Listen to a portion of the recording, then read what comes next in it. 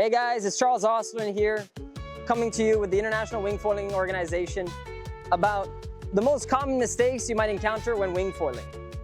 So as wingfoilers might know, this could be a long laundry list of how many different mistakes you might sort of encounter or perform while learning how to wingfoil, and even at an intermediate or an advanced level. But what I want to give here is sort of the overarching concepts of why mistakes might happen or struggles might happen while learning how to wingfoil. One of the biggest things is the equipment selection. A lot of the times when we're learning how to wingfoil, we don't pick the right gear, which makes it a challenge to essentially learn how to wingfoil as well as wingfoil itself. If we pick a wing that's too small, if we pick a board that's too big, if we pick a board that's too small or a foil that's too small, or vice versa for whichever rider we are, then it might actually be a challenge, or we make it more challenging to learn how to wingfoil and perform wingfoiling the sport. The second thing that is one of the main causes for mistakes when wingfoiling is actually just not getting proper training before wingfoiling. I do know, and I myself am one of them, that wingfoiling is a sport that appears to be a sport that you can learn it by yourself. A lot of people are doing it this way because there might not be any centers near them. And if you don't have any centers near you, then of course you're gonna have to work with what you got, which is using, for example, videos like this, the internet, to help you essentially virtually teach yourself to then applying it on the water. Of course, the idea is having a coach so that he can give you live feedback on the spot, but you gotta make do, right?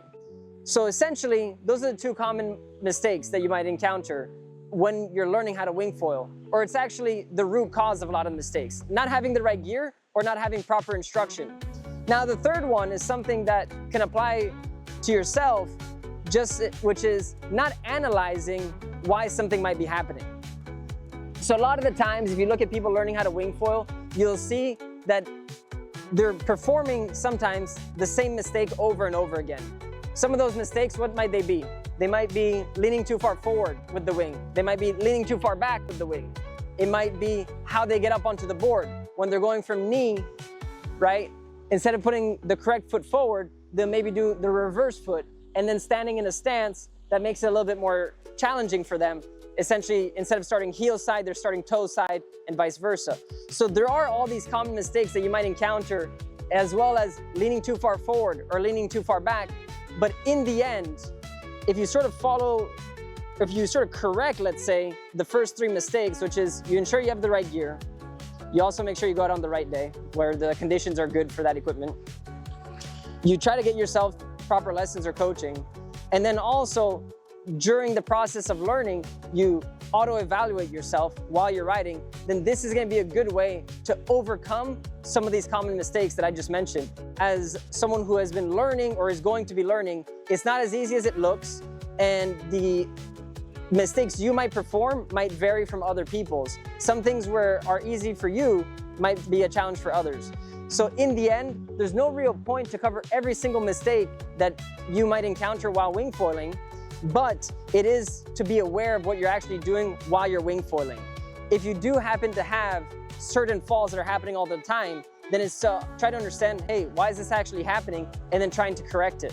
You know, I've seen that a lot of people sometimes, they just try to rush through the sport instead of just take their time, enjoy it, and then try to understand, what am I actually doing here?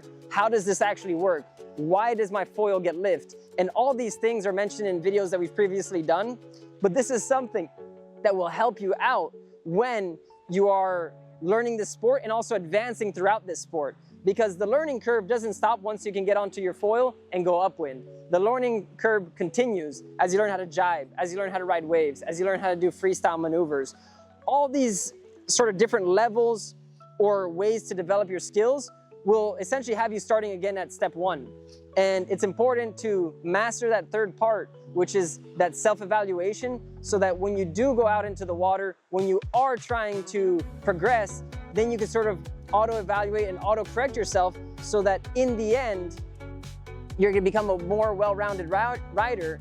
And also, we're all gonna fall at one point in time, but the idea is to be able to at least understand why we fell and correct it and avoid it and not do too many mistakes that will eventually demotivate us in the learning curve. So in any case, guys, this is Charles Oswin with the International Wingfoiling Organization, and I hope that this video helps you out, that some of the B-roll you might laugh at, but you'll also be able to relate to it and then see, okay, this is happening, how can I actually correct this? And in future videos, as well as previous videos we've made, we sort of go over common mistakes and the solutions to overcoming those mistakes. So in any case, guys, this is Charles Oswin. Hope you have a great day, and I'm gonna leave you with a view of Cabarete. Enjoy.